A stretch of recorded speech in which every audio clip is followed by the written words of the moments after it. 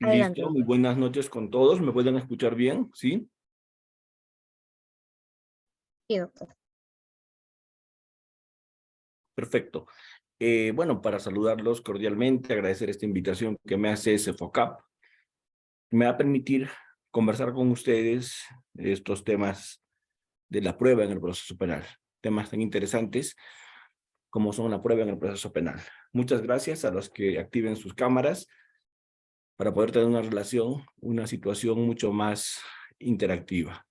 Fabiana, gracias por activar tu cámara. Y a todos los que también lo pueden hacer, muchas gracias. Nos vamos a trabajar así mejor. Doctor Luis Flores, muchas gracias. Doctor Eduardo Cueva, Danisa Ruiz, Ángel Benítez y todos los que nos están acompañando en esta sesión. Bien, hoy día vamos a conversar sobre la incorporación de información en el juzgamiento y la prueba de oficio. Son dos temas, en mi opinión, fundamentales que tienen que ver con el espíritu del nuevo modelo procesal penal. La primera idea fuerza que les quiero comentar esta noche, la primera idea fuerza que les quiero transmitir, es que en el Código Procesal Penal del 2004, nuevo Código Procesal Penal, a diferencia del Código de Procedimientos Penales, solo y únicamente se puede sentenciar con información que ha sido incorporada en el juzgamiento. No es posible sentenciar con el expediente. El expediente contiene todo lo que se hizo en preliminar, todo lo que se hizo en investigación preparatoria. Todo eso está en el expediente. Está en el expediente judicial también, en la carpeta fiscales, pero eso no sirve para sentenciar. Solo se sentencia con la información que se ha incorporado al juicio. ¿Eso como dato es importante o no? Porque solo se puede sentenciar con la información que se ha incorporado al juicio. Nada más que con esa información. Doctor Almanza, entonces, ¿qué pasa si yo tengo excelentes testigos que han dado su declaración en investigación preliminar o preparatoria? Tengo sendos peritajes en preliminar y preparatoria. Tengo gran información de documentos también a nivel de investigación. Sí. Si todo eso te sirve y no lo incorporaste en el juicio, el juez no lo podrá usar. El juez no podrá sentenciar sobre la base de esos documentos. ¿Por qué? Porque el juez, repito, únicamente, solamente sentencia sobre la base de información que se ha incorporado en el juzgamiento, en el juicio. Eso es algo que tenemos que siempre recordar. En el viejo código existía un articulito denominado el artículo 280. El artículo 280 del Código de Procedimientos Penales le permitía al juez sentenciar con información que se había recabado en preliminar, con información que se había recabado en preparatoria, con información que se había recabado en todo el proceso. ¿De acuerdo? Esa información le permitía el código usar al juez para sentenciar. Hoy día no es así. Hoy día, todo lo que se lee, todo lo que se actúa, todo lo que se produce en el juicio, es lo único que el juez puede utilizar al momento de sentenciar. No es posible ya hoy día sentenciar sobre la base de información que no se actúa en el juicio. Entonces, esa es una regla que no admite excepciones. Incluso la prueba anticipada, las actas tienen que leerse en el juicio. Incluso la prueba preconstituida tiene que ser oralizada en el juicio, si no, no se incorpora. Entonces, la primera cosa que debe quedar clara esta noche es que todo lo que se ha actuado en el juicio, todo lo que se ha incorporado en el juicio, es lo que va a usar el juez en la sentencia. No puede el juez usar en la sentencia, no puede usar para sentenciar, no puede servirse de información de la etapa de investigación que no se ha incorporado en el juicio. Por eso es que es tan importante el juicio. Por eso es que es tan importante saber incorporar información al juzgamiento. Por eso es que es tan trascendente, tan importante hacer esa incorporación de información en el juicio. Porque solo y únicamente a partir de la información que se incorpora en el juicio es que el juez va a sentenciar. Muy bien. Entonces, dada ya la explicación de la importancia, ya habiendo dejado más o menos clara la información de por qué es importante lo del juicio, y habiendo clarificado eso, ya yo puedo entrar en un análisis mayor. Ya yo puedo entrar recién en un análisis mayor. ¿Un análisis de qué? De cómo se hace la incorporación de información en el juicio. ¿De acuerdo? De cómo. Entonces, para entender cómo se hace la incorporación de información en el juicio, tenemos que entender, primero que todo, las reglas de la incorporación de información en el juicio. Porque incorporar información en el juicio tiene algunas reglas que tenemos que aprender. ¿De acuerdo? ¿Cuál es la primera regla? El fiscal y los abogados llevan al juicio las fuentes de información. O sea, el fiscal y los abogados llevan a juicio las fuentes de información. Para que en el juicio el fiscal y el abogado incorporen las fuentes de información. ¿De acuerdo? Esa es la primera regla. La segunda regla. Solo las fuentes dan información en el juicio. El fiscal lleva las fuentes, el abogado defensor lleva las fuentes que mejor le parecen. El fiscal lleva los testigos, los peritos, los documentos, los objetos que más le parecen. El abogado también hace lo propio. Lleva los testigos, los peritos que más le parecen. Los dos hacen eso. Pero una cosa es que las lleven, y cuando las llevan, únicamente la fuente de información. El fiscal y el abogado no dan información, porque el fiscal y el abogado no son fuente de información. Son fiscal, son abogados, pero no son fuente de información. Llevan las fuentes, pero quien da la información en el juicio son las fuentes de información. Los testigos, los peritos, los documentos y los objetos. Si eso entienden, entendieron todo. Eso es lo único que quiero que entiendan para saber todas las reglas de información, incorporación en el juicio. ¿De acuerdo? Lo voy a repetir una vez más, porque esto es lo único que me interesa que sepan. El fiscal y el abogado llevan las fuentes de información, pero ni el fiscal ni el abogado son fuentes de información. Únicamente la información dan en el juicio las fuentes de información. O sea, los testigos, o sea, los peritos, los documentos y los objetos. Solo las fuentes de información dan información en el juicio. Únicamente las fuentes de información dan información en el juicio. ¿Sí? Muy bien. Y lo último que tienen que saber es que cuando las fuentes están dando su información, cuando las fuentes están proporcionándole su información al juez, ¿sí? No se admiten ni engaños ni amenazas. O sea, cuando el testigo, cuando el perito, la fuente está dándole su información al juez, no están permitidos ni engaños ni amenazas. La fuente debe dar su información libre y espontáneamente. La fuente debe dar su información libre y espontáneamente. ¿Se entiende eso? ¿Sí? La fuente debe dar su información libre y espontáneamente, sin engaños ni amenazas. Gracias, Rosita. Si entienden eso, toditas las reglas de litigación que están en el código, todas las reglas de incorporación de información en el juicio que están en el código, ya las van a automáticamente deducir. Así no las hayan sabido, así no las lean. Por ejemplo, creo que todos han escuchado decir que en el contraexamen sí se permiten preguntas sugestivas, pero en el examen directo no están permitidas las preguntas sugestivas. ¿Cierto? ¿Han escuchado eso o no? Que en el examen directo no se pueden hacer preguntas sugestivas. Ya, ¿de qué deriva eso? Que si yo le sugiero al testigo la respuesta, que si yo le sugiero al perito la respuesta, ya no está dando la información el perito o el testigo, sino yo preguntante, yo fiscal, yo abogado preguntante, que le estoy sugiriendo la respuesta. ¿De acuerdo? Por ejemplo, yo llevo a mi testigo. ¿Quién tiene que dar la información en el juicio? El testigo. El testigo es la fuente de información. Las fuentes de información dan información en el juicio y el testigo es fuente de información. Entonces, ¿qué ocurriría si en el juicio yo le pregunto al testigo, ¿verdad que usted vio a Fran Almanza el día viernes a las 9 de la noche? Sí.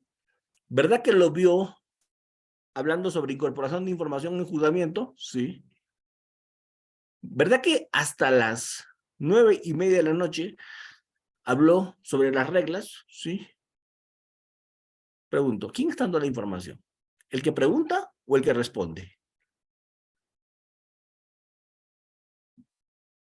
¿Quién está dando la información? ¿El que pregunta o el que responde? Si yo digo, Fran Almanza estaba vestido con una camisa blanca. Sí. Frank Almanza traía anteojos. Sí. Frank Almanza tiene bigotes. Sí.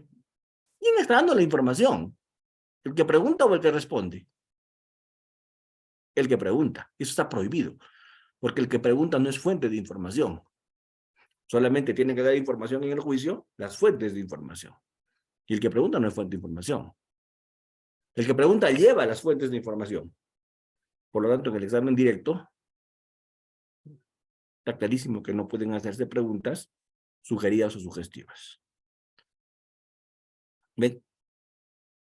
Cuando yo le pregunto al testigo, para que me diga sí o no salió del lugar, para que me diga sí o no, nunca estuvo presente, objeción, señor juez. Pregunta capciosa. Lo está engañando al testigo. El testigo no va a entender sí o no, nunca salió. O sea, ¿cómo es? Esa pregunta es engañosa, no se entiende. Entonces, esa pregunta está proscrita. ¿Por qué? Porque no se les puede engañar a las fuentes cuando dan información. Entonces, si saben esas reglas de incorporación de información en el juicio, ya podemos avanzar bastante. Si saben esas reglas de incorporación de información en el juicio, ya podemos avanzar bastante. ¿Cuáles son las reglas? Solamente las fuentes dan información. El fiscal y el abogado no son fuentes de información, llevan las fuentes. Y cuando las fuentes dan información, no se permite que les engañen ni que les amenacen o intimiden. Doctor Almanza, y si se infringen esas 3 reglas que usted ha mencionado, si se vulneran esas reglas, se tiene que decir objeción, señor juez. Objeción. Objeción. Quien tiene que traer la información es el testigo. Y acá la información con preguntas sugeridas la está metiendo el que pregunta. Eso es válido en el contraexamen, pero no en el examen directo. ¿Ven? Entonces, no se puede litigar. No se puede litigar. Claro, Anita, sí. No se puede litigar si es que jamás se va a poder litigar si es que no se saben las reglas. Las reglas de incorporación de información en el juzgamiento es lo primero que tienes que saber. ¿De acuerdo? Entonces, ¿por qué es doblemente importante incorporar bien la información en el juicio? Primero, porque ya les dije, el juez solo puede usar en la sentencia la información que ha sido incorporada en el juicio. No puede usar información de etapa de investigación, preliminar, preparatoria. De ahí no puede sacar información. Solo el juez sentencia sobre la base de información emitida en el juicio. ¿Sí? Y además hay una cosa que es muy importante. En el Perú los jueces tienen una obligación. Y la obligación que tienen es de motivar. La obligación que tienen es de dar razones de su decisión. Y cuando dan razones de su decisión, tienen que mencionar a las fuentes, pues, de información.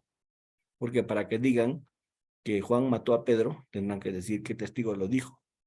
Qué peritajes se hicieron para establecer que se murió por la bala que disparó, etc. ¿Ven? Entonces, es indispensable, apreciados colegas, es indispensable que nosotros manejemos bien las reglas de incorporación de información a juicio, ya sea con testigos, ya sea con peritos, ya sea incorporando documentos u objetos. ¿De acuerdo? Si eso lo tenemos claro, ya podemos seguir avanzando. ¿Está claro? Cuéntenme con toda confianza en el chat. Las preguntas abiertas las preguntas cerradas están permitidas en el examen directo. En el contraexamen, sí están permitidas, además de las abiertas y cerradas, las preguntas sugeridas o las preguntas sugestivas. Esas son las reglas de litigación. Si alguien en el juicio vulnera estas reglas, o sea, el abogado está haciendo preguntas sugeridas en examen directo, ¿cierto? En el alegato de clausura estamos mencionando documentos, objetos que no se han actuado en el juicio. Entonces, ¿qué tienes que hacer tú? Objeción. Te paras y dices en voz alta, objeción, señor juez, objeción. Objetas. Y objetas sin miedo, porque así se hacen las objeciones. Se objeta sin miedo, objetas de frente. Muy bien. Los jueces están muy atentos.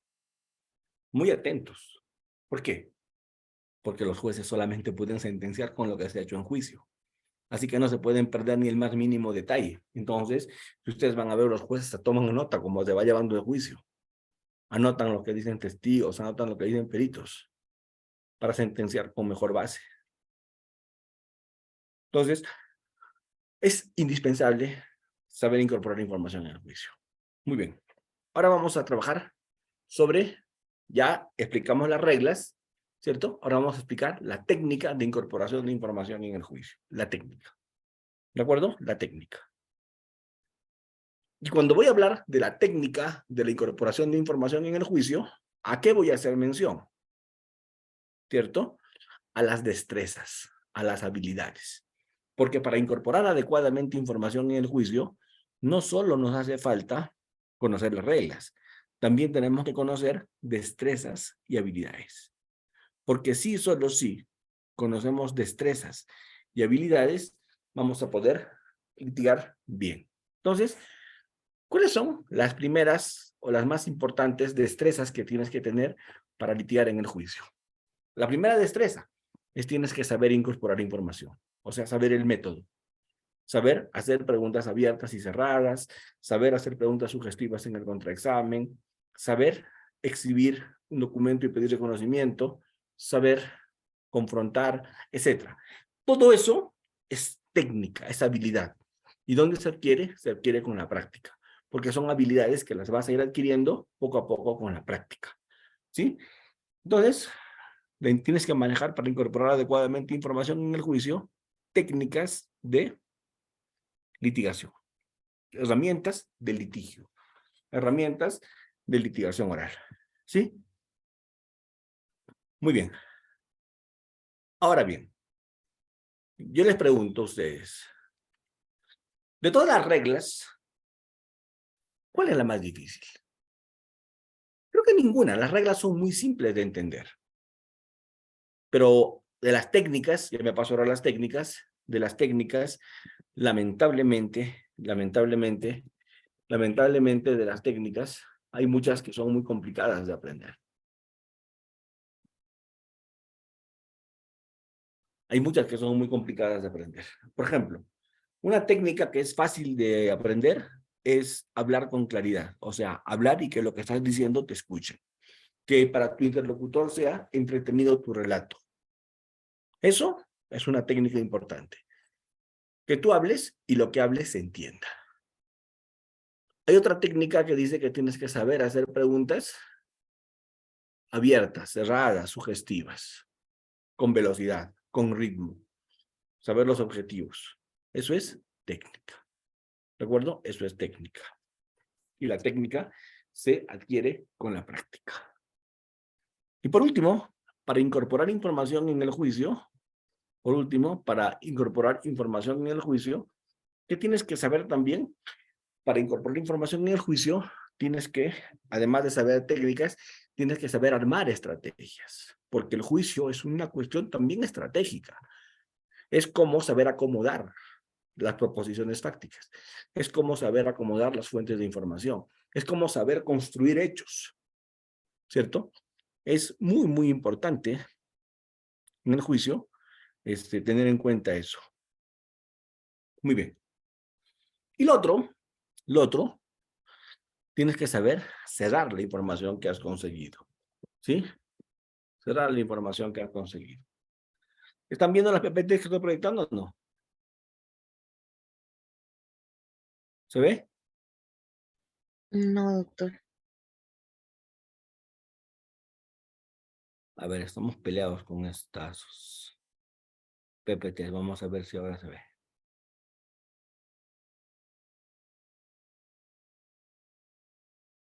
Vamos a ver.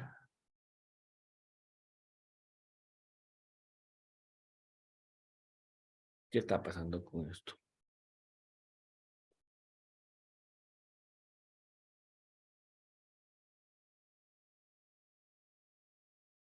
Ahora sí.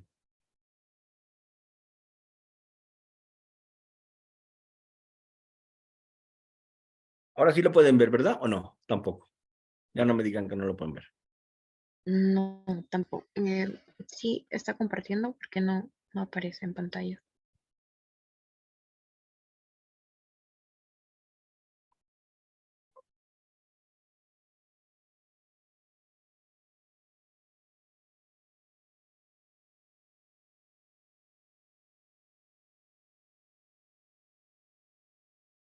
Ahora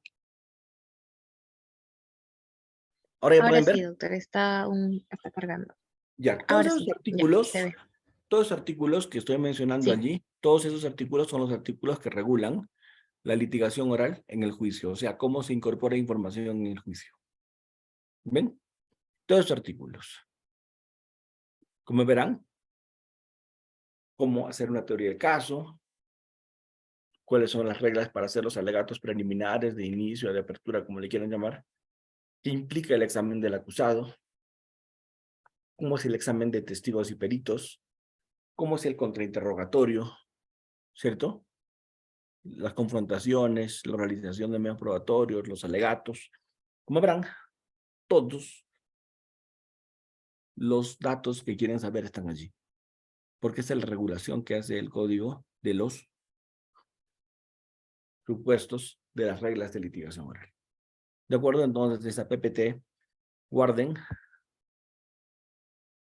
Yo se la estoy enviando igual, pero deben tenerlas también ustedes. ¿Sí? Muy bien. A ver, un segundito, por favor. Voy a cambiar de fuente de energía. Un segundito, se me está yendo la batería. Un segundito.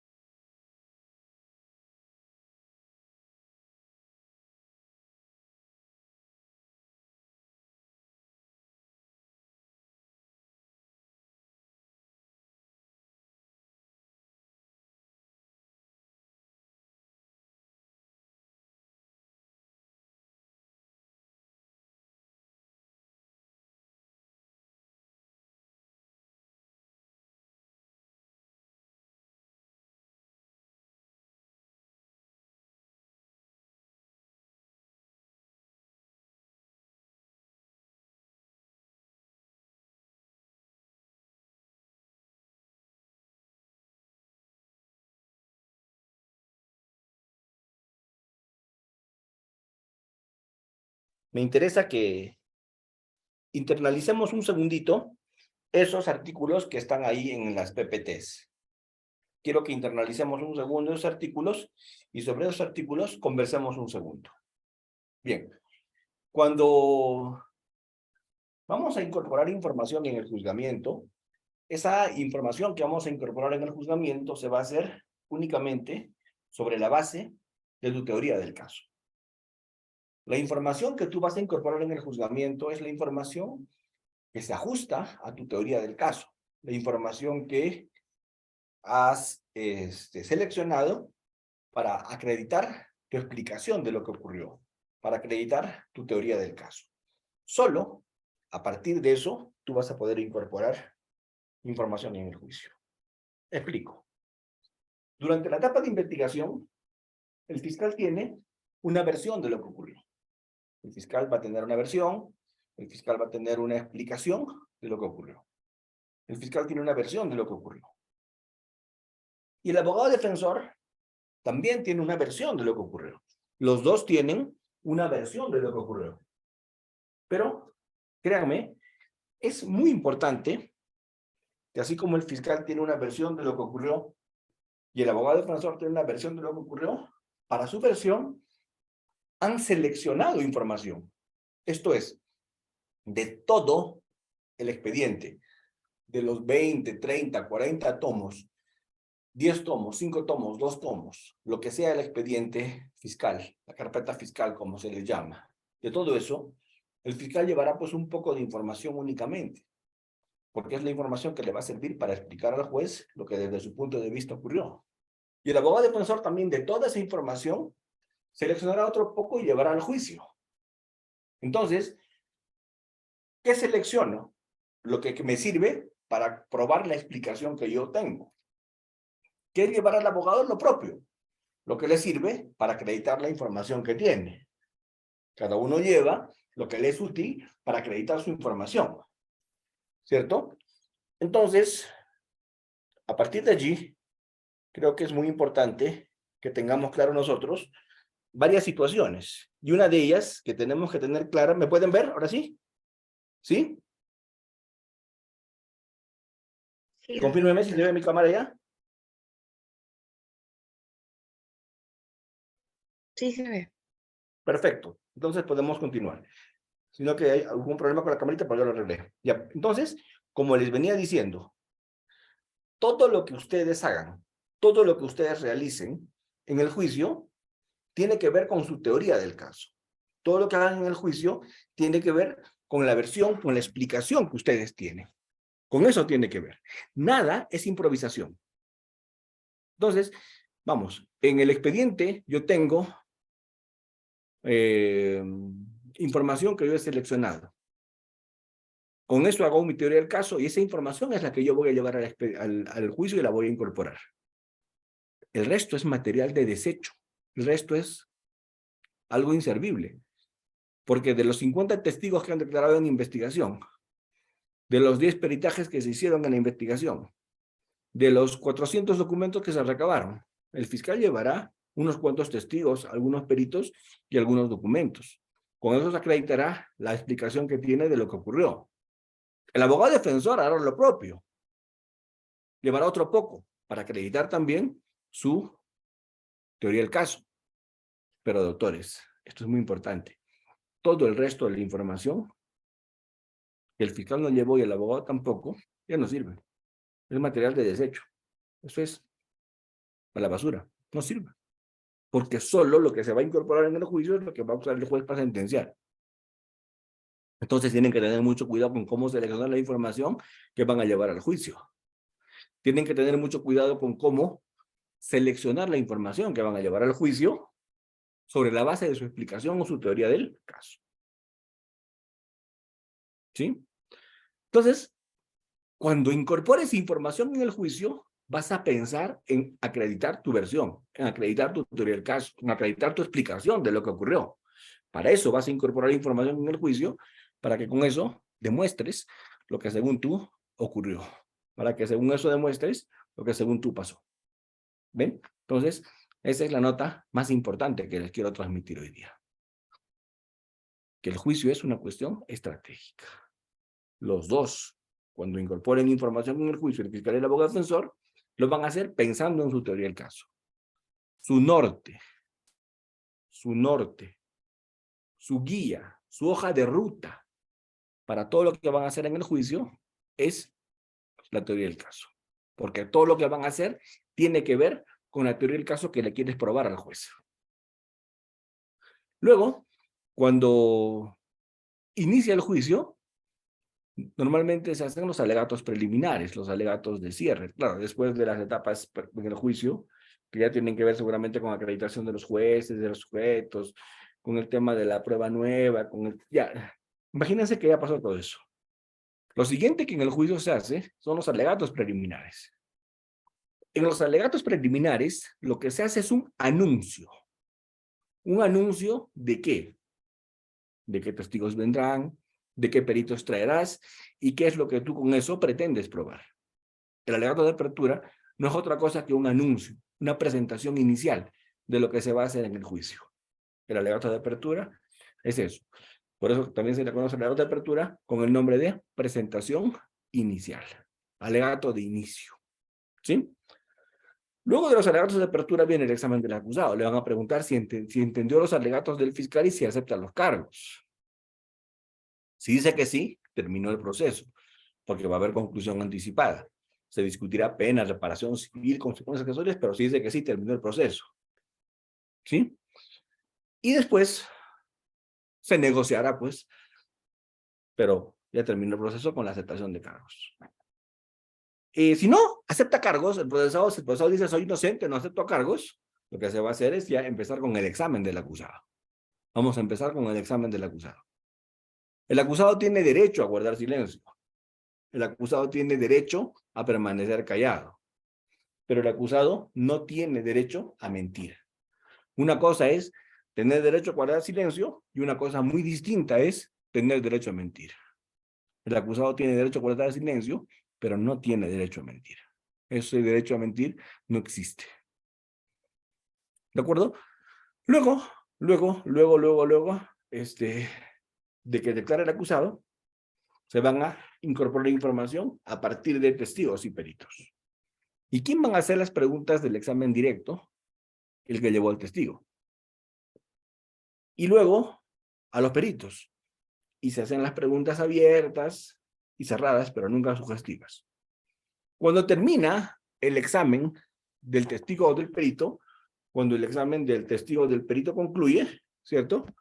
El examen del perito o del testigo concluye, cuando eso pasa, el examen del testigo y del perito concluye, viene el contraexamen.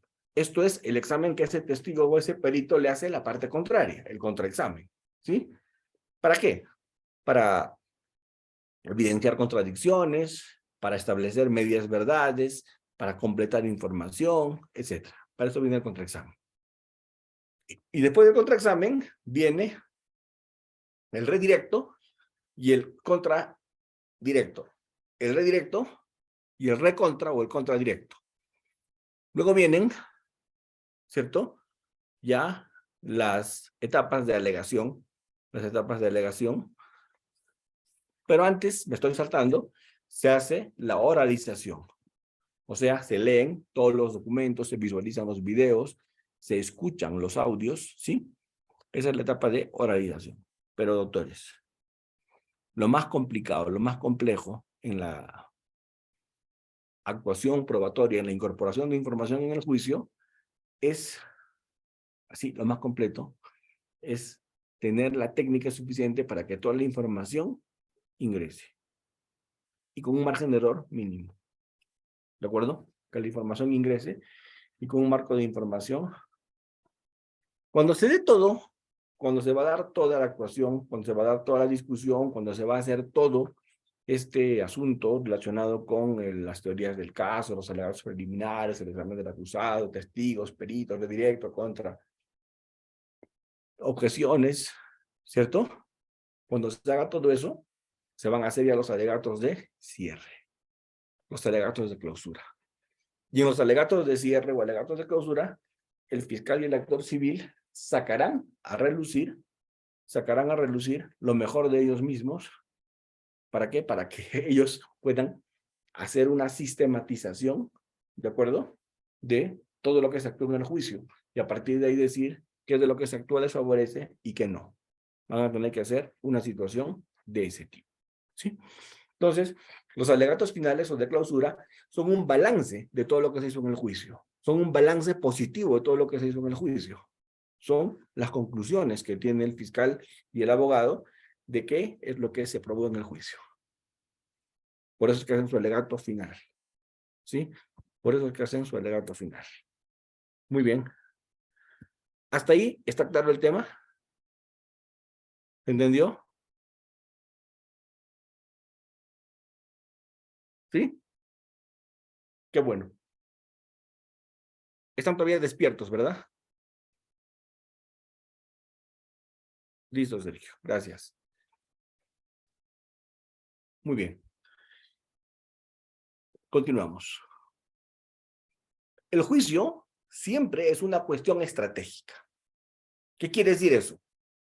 Que toda la información de las fuentes es información neutra. Tú con esa información que han dado las fuentes, ¿cierto? Me pregunta Ernesto, ¿cómo introduzco información del testigo que no declaró? El testigo se puede haber muerto. El testigo puede estar inubicable, fuera del país, qué sé yo. Y no hay es que no concurrió al juicio. Aun cuando se insistió, no concurrió. Ahí te va a tocar leer su declaración previa. Oralizar su declaración previa. Leer el acta de la declaración previa. Pero esto es muy peligroso. Porque no tiene el mismo valor probatorio leer su declaración previa que el testigo haya ido y haya dado su información. ¿De acuerdo? Por eso, cuando el testigo no declaró, el Perú permite leer la declaración, pero con menor valor que si hubiera ido el testigo. ¿De acuerdo? Por lo menos eso en teoría se dice. ¿De acuerdo? Por lo menos eso en teoría se dice. Muy bien. Entonces, continuamos. Continuamos. Vamos. Miren. Todo lo que dicen los testigos y los peritos es absolutamente inocuo. Todo lo que dicen los testigos y los peritos es algo que cada uno usa a su manera. Por ejemplo, el perito dice, yo le realicé el examen de laboratorio. Yo vi en mi laboratorio los cationes que tenía la persona en sus manos. Yo en sus manos con el hisopado encontré plomo, bario y antimonio. Eso había en sus manos. Esa información del perito es muy neutra. Esa información del perito es muy neutra. En las manos había plomo, bario y antimonio. El abogado dirá, sí, pues, eso prueba mi teoría del caso, porque yo he dicho que estaba cazando patos con sus amigos. Ahí está, pues, por eso tiene plomo, bario y antimonio, porque ellos cazan patos con escopeta. ¿Ven? Entonces, él lo usa así. El fiscal dirá, no, señor. Él tiene plomo, bario y antimonio en sus manos porque ha estado en contacto con pólvora, porque él disparó. Pero no a los patos, como dice el abogado. Él disparó al vecino al que le causó la muerte. Entonces, esa información de que tenías plomo, bario y antimonio en tus manos, cada uno lo va a usar como mejor le parece. El fiscal lo va a usar para decir que porque eso se demuestra que disparó, y el abogado va a decir, no, eso demuestra que más bien estuvo haciendo todo lo contrario. Sí, pero los tres no. En el combustible, por ejemplo, puede haber plomo, ¿cierto? En la soldadura metálica, no es los tres, ¿sí?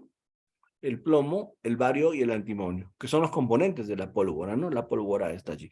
Pero vamos, independientemente de eso, lo que nos debe quedar claro en este momento a todos, independientemente de eso, lo que nos debe quedar claro es que la información es inocua. El abogado dirá, si mi cliente fue visto en el lugar de los hechos fue porque estaba yendo a la panadería a comprar pan. Y el fiscal dirá, no, señor. Si su cliente fue visto en el lugar de los hechos, fue porque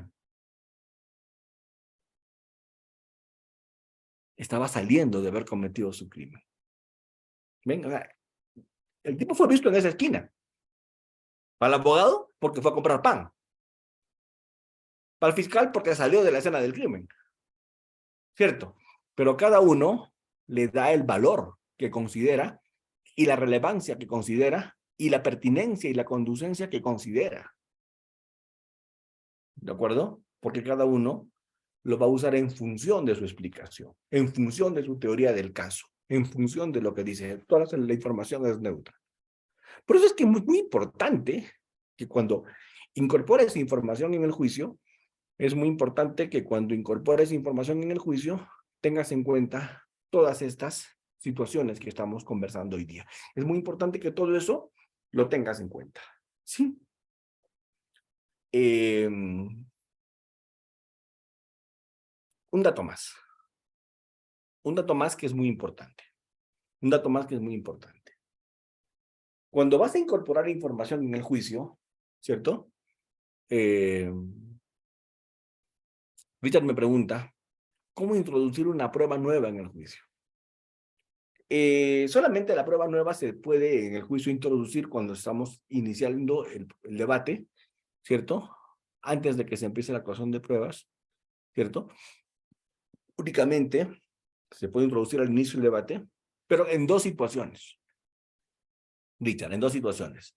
La primera, cuando el fiscal o el abogado ofrecieron ese medio probatorio, pero el juez en etapa intermedia no lo admitió. Entonces tienen una segunda posibilidad de pedir un reexamen de esa admisión a nivel de el juez de juzgamiento. Tal vez él sí lo admite. ¿De acuerdo? Entonces, ahí se entiende como prueba nueva. Y lo otro, también, es prueba nueva cuando es algo que ha ocurrido recientemente, después de la etapa de ofrecimiento probatorio. Entonces, como ha ocurrido recién, tú no puedes saber, pues. Entonces, ahí lo puedes meter como prueba nueva. ¿De acuerdo? Todavía no estamos entrando a la prueba de oficios en línea. Todavía no estamos entrando a la prueba de oficio. ¿Cuándo es un hecho nuevo? Un hecho nuevo es aquel hecho que recién ha ocurrido después de la etapa de ofrecimiento probatorio que ya tuviste. Si ese hecho ha ocurrido después, es un hecho nuevo. ¿Sí? Pero si no ha ocurrido después, pero tú recién te has enterado, también es un hecho nuevo. Porque tú no tenías cómo saber. Ahí son hechos nuevos. ¿Sí? Muy bien, continuamos. Continuamos.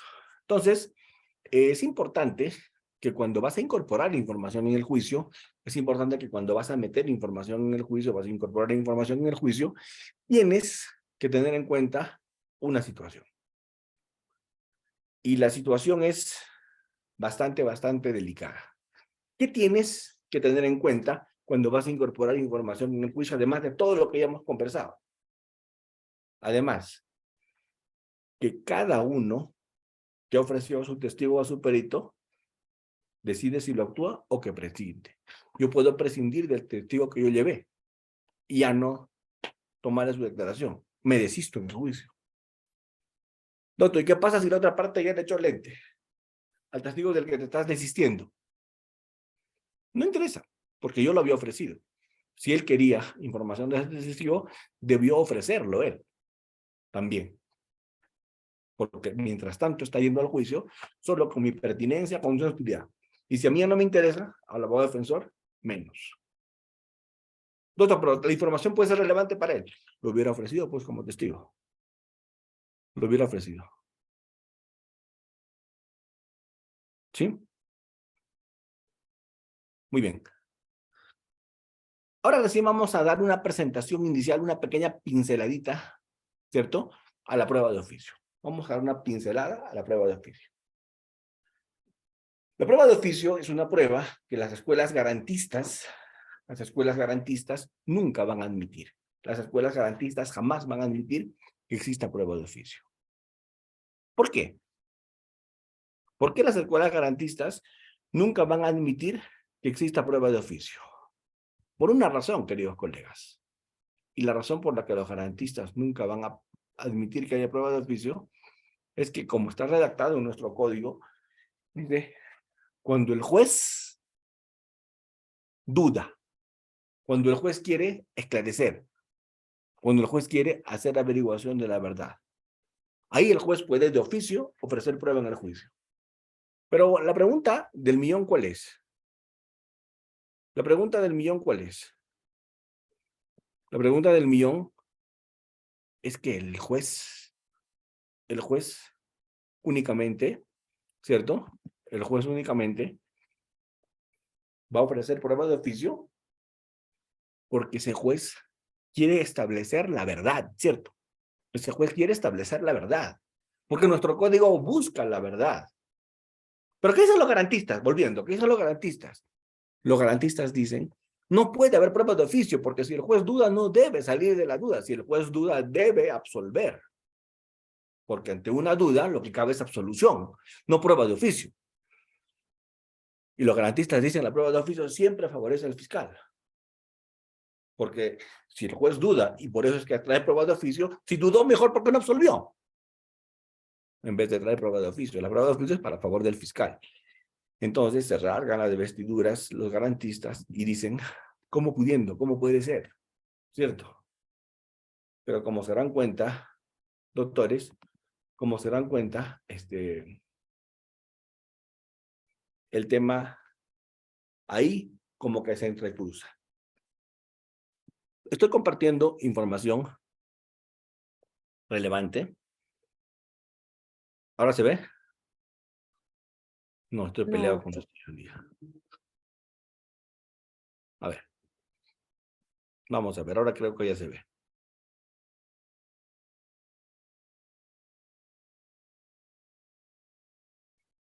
¿Ahí se ve? ¿Se vio? ¿Sí? Sí, doctor. Ya está. Ya está. ¿Qué les quiero comentar? Cuando se incorpora información al juicio, es a través del examen directo. La incorporación de información en el juzgamiento se da a través del examen directo. El examen directo es la herramienta. El examen directo es el instrumento para incorporar información en el juzgamiento. Solamente incorporas información en el juzgamiento, ¿cierto? Con los testigos en el examen directo. Excepcionalmente, en el contraexamen tal vez puedas incorporar algo de información, pero no es la regla. La regla es que la información se incorpora con el examen directo, porque en el examen directo un testigo tú puedes aprovechar para incorporar documentos, puedes aprovechar para pedirle reconocimientos, hacerle exhibiciones, y puedes aprovechar para que nos dé su versión de los hechos. Entonces, apreciados colegas, el examen directo, ¿cierto?, tiene esa finalidad, incorporar información de nuestras proposiciones fácticas de nuestra teoría del caso. Para eso es el examen directo. El examen directo es para eso, para llevar información respecto de las proposiciones fácticas de nuestra teoría del caso. Esa es la idea. Para eso es el examen directo. Con ese propósito vamos a trabajar. ¿Sí?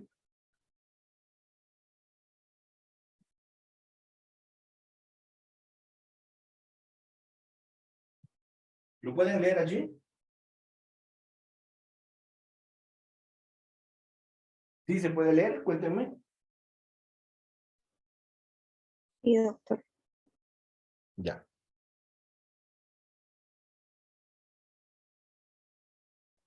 ¿Qué les estoy diciendo allí?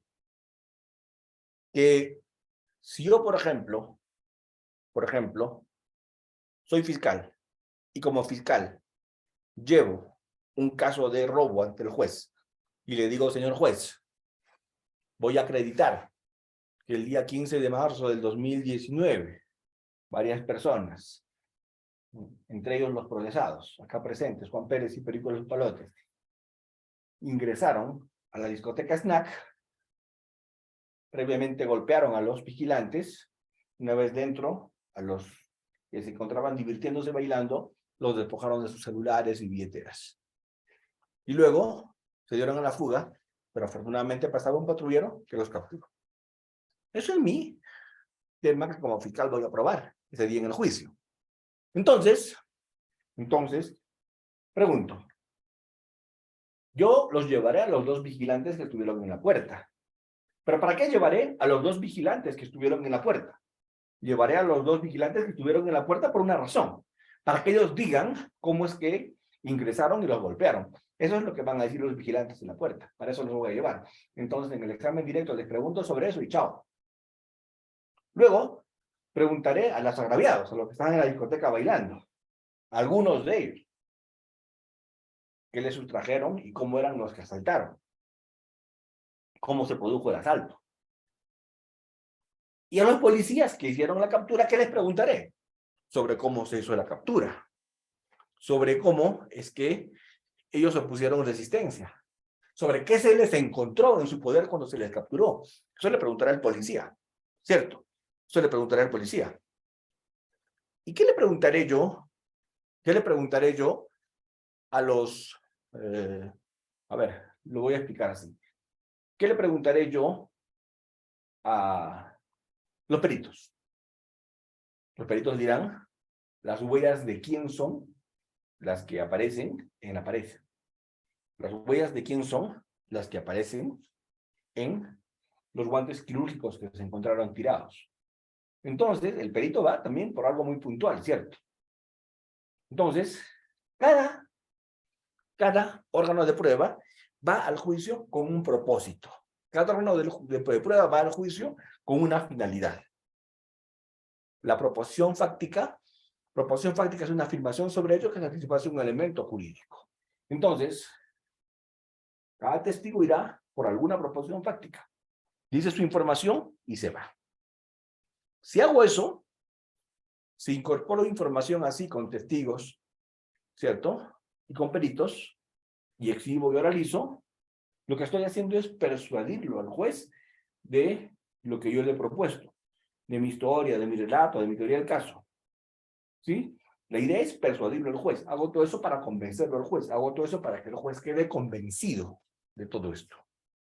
Para eso lo hago. Lo hago para convencer al juez.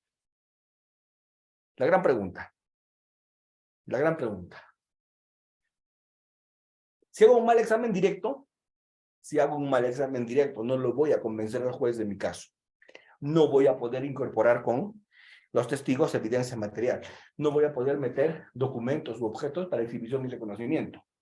Un mal examen es lapidario, porque un mal examen directo te hace que toda la información que pudiste haber ingresado ya no ingrese. Te va a fastidiar todo tu trabajo. Entonces, el examen directo tiene que ser muy bien hecho, porque con el examen directo es la herramienta con la que vamos a incorporar información en el juzgamiento, ¿cierto? Con esa herramienta. Muy bien. ¿Cuál es la metodología de incorporación de información en el juzgamiento a partir del examen directo? La metodología es utilizar únicamente preguntas sugestivas. La metodología es usar únicamente preguntas sugestivas abiertas y cerradas. Únicamente usar preguntas abiertas y cerradas. ¿Cierto?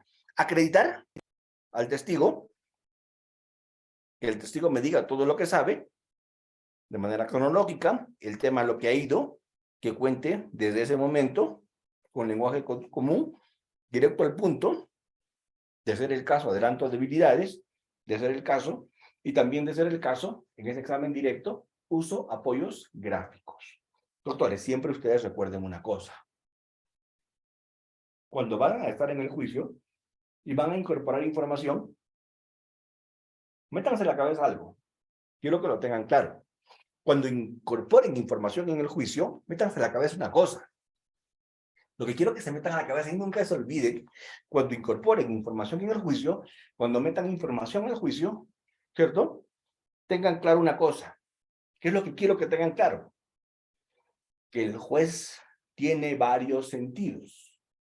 El juez tiene el sentido del oído, pero también el juez tiene el sentido de la vista. Porque yo, en este momento que estoy con ustedes, y aspiro a comunicarme bien, quiero comunicarme bien con ustedes, porque además de hablar, además de ponchar mi cara, además de que me escuchen la voz, porque además presento PPTs. Presento PPTs para que el juez capte con sus sentidos lo que estoy diciendo cuando me escuche y lo que estoy diciendo cuando lo proyecto, o sea, cuando me ve. Porque es mejor que el juez use sus dos sentidos, la vista y el oído. Y la información va a llegar de mejor manera. Porque hay jueces que son auditivos y hay jueces que son visuales. Entonces, siempre asegúrate, haz lo posible, peor ahora que las audiencias son virtuales, ¿cierto? Con mayor razón, puedes proyectar desde tu laptop, puedes presentar diapositivas al juez cuando vas hablando y eso va a ser muchísimo más creíble. Vas a litigar bastante mejor. Eventualmente, como les digo, si tu testigo o tu perito al que le vas a hacer el examen directo tiene algún tipo de debilidad, ¿cierto? Tiene algún tipo de debilidad, anticípalo para que lo ataquen con menos impacto en el contraexamen. Anticípalo. Adelanta debilidades cuando es el caso. No siempre se adelantan debilidades. Adelanta debilidades cuando sea el caso. Adelanta debilidades cuando valga la pena. Adelanta debilidades cuando tengas que adelantarlas. Cuando la información es pública, por ejemplo. Pero si es algo muy íntimo, pero es una debilidad de tu testigo perito y nadie lo va a saber, no lo adelantes. Pero si es bastante probable que eso lo sepa el testigo o el perito y lo sepan todos, tal vez se lo saquen. Entonces, si se lo van a sacar, lo que tienes que hacer es anticipar esa debilidad. ¿De acuerdo? No lleves cuestionarios, no leas cuestionarios. Lleva preguntas, escucha la respuesta y con la respuesta haces la siguiente pregunta. Lenguaje común. Si tú quieres que el testigo te diga cómo se produjo la sustracción en el momento de que estaba en la discoteca, al testigo le puedes incorporar en el tema sin ser sugestivo así. ¿Qué hiciste el día 30 de agosto del 2019? Hay horas de la noche. Y él te va a decir, estuve en una discoteca. Y le vas a preguntar, ¿qué discoteca era? Y te va a decir, era la discoteca Keops, que queda en tal sitio. Muy bien. Cuénteme, ¿qué ocurrió en esa discoteca? En esa discoteca ingresaron unos sujetos, nos golpearon y se llevaron nuestras pertenencias. Escucha la respuesta y completa la información. Y pregúntale, ¿qué pertenencias? Mi celular y mi billetera. ¿A qué se refiere cuando dice violentamente? Nos patearon y nos golpearon con la cacha de la pistola. ¿Ven? Entonces, está sacando información. Está sacando información. Con preguntas abiertas cerradas. Estás escuchando la respuesta. Y con la respuesta haces la siguiente pregunta. Hasta lograr el punto, hasta lograr que te diga lo que ese día pasó. Entonces, lo más importante cuando incorporas información en el juicio es escuchar. Lo más importante es escuchar. Escuchas y con las respuestas que recibes haces la siguiente pregunta. ¿Hasta cuándo? Hasta que logras el objetivo que tenías con ese testigo. Hasta que logras lo que ese testigo querías que diga. Y ahí, chao. ¿De acuerdo? La idea es que uses lenguaje común, no trates de lucirte. Esto no es un lucimiento personal, ¿cierto? Entonces, como les digo, ahí en el punto, creo que 3, hemos puesto en las diapositivas que cada testigo va con una pertinencia, con una sensibilidad distinta. Cada testigo declara sobre el punto para el que lo has ofrecido. Y a cada testigo le das al final su adiós, hasta luego, cuando te dice lo que querías que diga, lo que había ido a decir. ¿Sí? Entonces, en el examen directo, cuando hagan ustedes preguntas, tienen que entender que hay algunas preguntas que sí se pueden hacer, que están permitidas hacer en el examen directo. Cuando incorporas información en el juzgamiento, en el examen directo están permitidas hacer esas preguntas. ¿Cuáles? Las preguntas narrativas. Son muy arriesgadas, pero están permitidas. Una pregunta narrativa es una pregunta en la que tú le dices al testigo que describa todo con sus propias palabras, ¿cierto? Y lamentablemente, si haces eso, el testigo tal vez hable de más, tal vez deje puntos más abiertos para el contraexamen, tal vez ese testigo se confunda, tal vez ese testigo se muestre muy sensible. Entonces, esas preguntas de transición, si bien podrían aliviarte, son preguntas de transición. Miren, a ver, voy a explicar un ejemplo, les voy a poner un ejemplo. Si yo le digo al testigo, señor testigo, ¿qué pasó el día 8 de septiembre del 2019 en la discoteca Keops? Miren qué tipo de pregunta para abierta.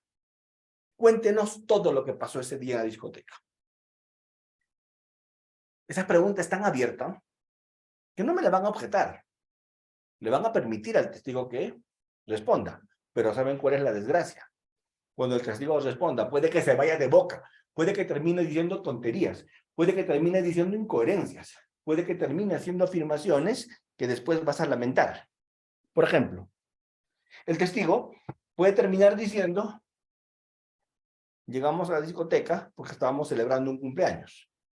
Y llegamos a la discoteca como a las 3 de la tarde. Ya metió la pata, porque si el robo se produjo a las 8 y él ingresó a la discoteca a las 3 de la tarde, quiere decir que a las 8 estaba completamente alcoholizado. Entonces ya no te sirve como testigo, ya has presentado un borracho. ¿Se entiende? Entonces, preguntas narrativas, cuando incorporas información en el juzgamiento, son preguntas muy peligrosas. ¿Por qué? Porque te abren mucho el espacio, te abren mucho el margen. Son preguntas muy peligrosas. ¿De acuerdo? Es mejor usar preguntas abiertas, concretas. Con la pregunta abierta concreta, escucha la respuesta y con la respuesta a la pregunta abierta, formulas una pregunta cerrada de precisión.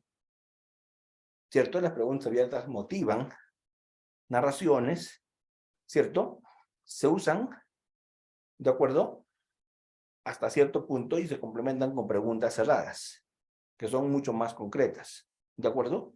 Pero, tienes que haber puesto bases antes para que no te digan que esa pregunta es sugestiva.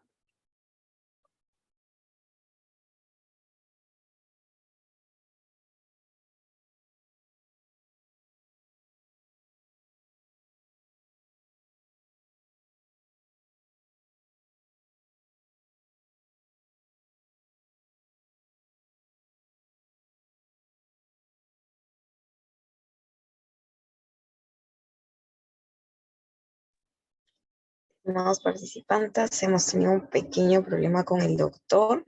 Vamos a comunicarnos con él para que se pueda conectar en breve a esta sesión. Sí, estimados participantes. Lamentablemente hemos tenido un pequeño problema de conexión con el doctor. Ya nos estamos comunicando con él.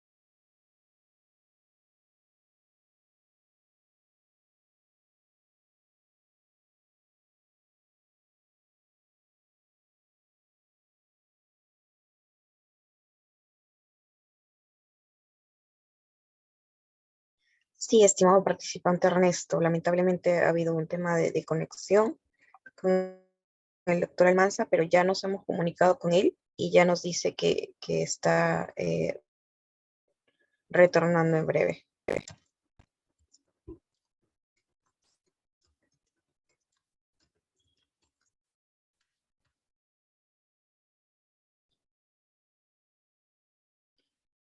Muchas gracias por la comprensión, estimados participantes.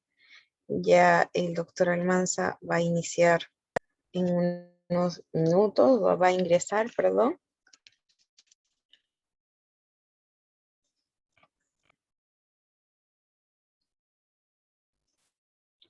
Me comenta el doctor que se ha ido la luz. Tiene un problema de fluido eléctrico, estimados participantes.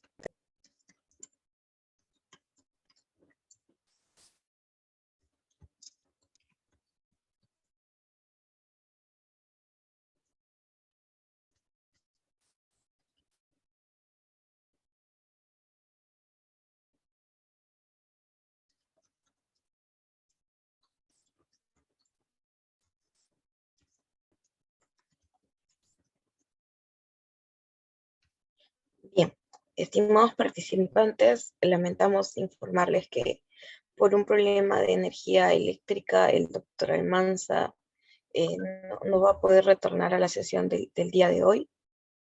Nos dice que vamos a suspender la sesión para que se pueda continuar en una próxima sesión y ya se está comunicando la fecha de esta recuperación a esta sesión. Lamentamos mucho que por este tipo de problemas tengamos que suspender la sesión, pero son temas que se escapan de nuestras manos y lamentablemente no podemos hacer más que esperar la comprensión de ustedes.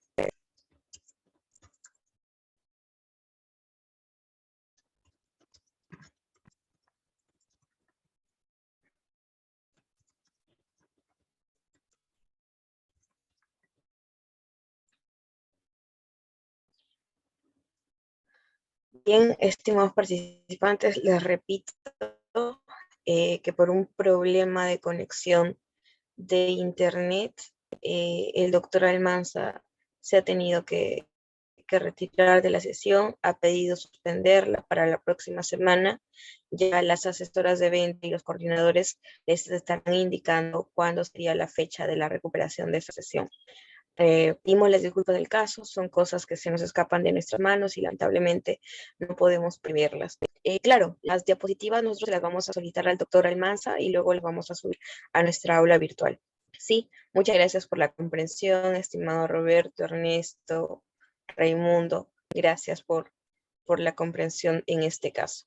Bien, con ello hemos finalizado la sesión, pero igual, de todas maneras, recuerden que el doctor Almanza estará con nosotros mañana también en el curso de Derecho Penal, parte general. Mañana igual va a estar a las 9 de la noche y ya la próxima semana estaremos comunicando la fecha para la próxima reprogramación. Bien, entonces eso ha sido todo por hoy, estimados participantes. Muchas gracias. Nos vemos en la próxima sesión.